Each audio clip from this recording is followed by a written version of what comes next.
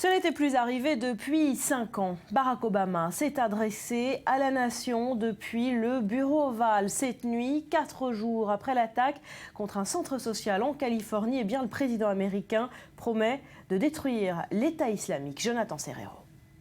Nous détruirons l'État islamique et toute autre organisation qui essaye de nous détruire. Le ton est ferme, la promesse est claire. Barack Obama a tenu à rassurer les Américains après la fusillade survenue mercredi à San Bernardino, en Californie.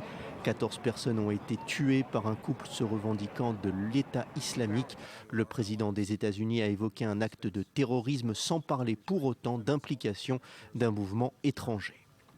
Aucun élément ne permet de démontrer pour l'heure que les tueurs aient été dirigés par un groupe depuis l'étranger. Mais il est clair que ces 2 personnes avaient suivi la voie délétère de la radicalisation. Un drame qui doit, selon Barack Obama, pousser le Congrès à renforcer la législation du pays en matière de port d'armes à feu. Le Congrès va devoir renforcer la législation en matière de port d'armes à feu. Quel argument peut-il y avoir pour autoriser une personne suspectée de terrorisme à acheter une arme semi-automatique ? Au-delà des mesures à prendre sur le plan interne, le chef d'État américain est convaincu que la stratégie employée par la coalition pour éradiquer l'État islamique est la bonne. La stratégie que nous employons actuellement, les frappes aériennes, les forces spéciales et le travail avec les forces locales qui se battent pour reprendre le contrôle de leur pays, c'est comme cela que nous obtiendrons une victoire durable. Et cela n'impliquera pas d'envoyer une nouvelle génération d'Américains à l'étranger pour mourir sur un sol étranger pendant une autre décennie.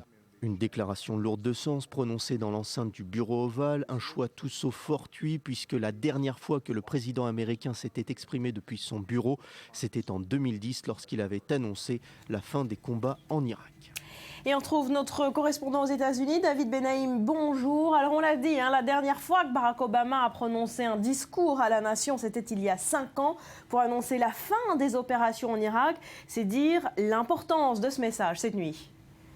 Oui, c'est seulement la 3e fois que Barack Obama s'exprime depuis le bureau ovale. En 7 ans de présidence, c'est un message important, mais pas historique. Il s'est adressé aux Américains avant tout en tant que chef de guerre et en tant que chef de famille. Combatif, il confirme que le pays est toujours en guerre contre le terrorisme depuis le 11 septembre et que tous les efforts sont entrepris pour détruire l'État islamique.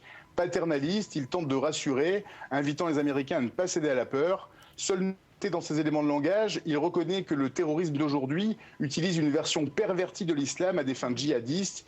Il veut à tout prix limiter les amalgames xénophobes contre le monde musulman, refusant de parler d'une guerre contre l'islam radical. Est-ce qu'on peut dire, David, que c'est la première fois depuis le 11 septembre que les Américains se sentent à ce point menacés sur leur propre territoire ? Non, la menace terroriste est récurrente aux États-Unis depuis le 11 septembre. La tuerie de masse de Fort Hood au Texas en 2009 et les bombes sur le marathon de Boston en 2013 sont toujours dans les esprits. Le détonateur de la peur, cette fois-ci, chez les Américains, sont les attaques de Paris du mois dernier. San Bernardino n'est que la confirmation que tous les Américains avaient déjà en tête que les États-Unis seraient les suivants sur la liste. C'est sans doute ce qui a rendu les attaques de la semaine dernière moins traumatisantes qu'elles ne devraient l'être ici.